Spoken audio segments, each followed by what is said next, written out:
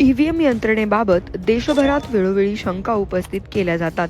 काँग्रेस नेते राहुल गांधी यांनी मतांची चोरी होत असल्याचा मुद्दा राष्ट्रीय पातळीवर उपस्थित केला होता. त्यानंतर यावरून घमासान झाल्याचं उभ्या देशाने पाहिलं. मात्र नुकत्याच पार पडलेल्या नगर परिषद आणि नगर पंचायतीच्या निवडणुकांमध्ये अशा स्वरूपाचे आरोप फारसे समोर आले नव्हते. मात्र पुणे जिल्हा याला अपवाद ठरलाय. जिल्ह्यातील मंचर नगर पंचायतीच्या निवडणुकीत एक वेगळाच प्रकार समोर आलाय.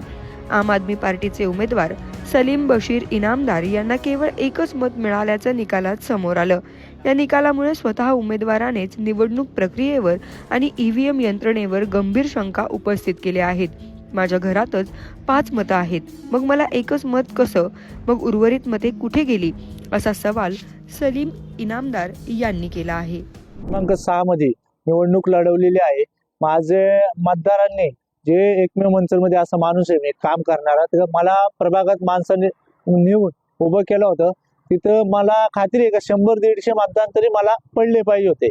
पण अक्षरशः असं न जाता माझे घरचे मतदान सुद्धा त्या नाही पडलेले, म्हणजे पडलेले घरचे म्हणतात आम्ही दिलेले, मग मतदान गेले पुढं ते तर सोडा, घरचे मतदान पण त्याच्यात दिसत नाही का. माझे ते 5 मते हक्काची ती पण ती दिसत नाही. म्हणजे मला या ईव्हीएम मशीनवरती पूर्ण शंका आहे.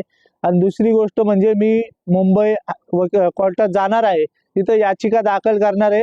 मला या निकालावरती हे आक्षेप आहे का हे निकाल बरोबर लागलेला नाही, लोकशाहीला घातक निकाल झालेला आहे. ते याच्यावर मी स्थगिती आणणार हे नक्की. तुम्ही पक्षाशी बोलला आता, राहुल गांधींनी पण हा मुद्दा उचलला होता.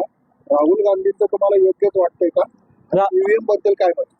आदरणीय राहुलजींनी पण मुद्दा हा बरोबरच उचलला होता, पण ते जास्त मतं असल्यामुळं का ते समजून येत नव्हतं. पण एक मतदान मला जे पडले त्याच्यावरून लगेच कळतंय का मशिनीमध्ये का गपला आहे 100%. कारण मी पक्षात संघ बोललोय, अरविंदजी सगळे कॉन्टॅक्ट झालेला आहे. पक्षही म्हटले आपण याला भक्कमपणे साथ देऊ, ही याचिका दाखल, आणि 100% मी खात्री देतो का मला तिथं मतदान पडलेलं आहे. मी ही स्थगिती आणून नक्की दाखवणार.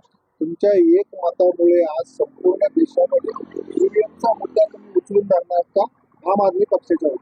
आम आदमी पक्षाच्या वतीने आम्ही ईव्हीएमचा मुद्दा उचलून धरणार, शेवट करणार, आणि याच्या स्थगिती आणून परत आम्ही इलेक्शन होऊ शकतात तिथं. या संपूर्ण प्रकरणात आता कायदेशीर लढाईची तयारी करण्यात आली असून सलीम इनामदार यांनी या निकालाविरोधात मुंबई उच्च न्यायालयात दाद मागण्याचा निर्णय घेतलाय.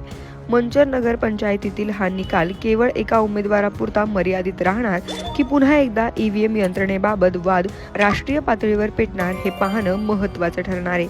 आता या प्रकरणावर निवडणूक आयोग काय भूमिका घेतो आणि न्यायालयातून काय निर्णय येतो याकडे आता सगळ्यांचं लक्ष लागलं आहे.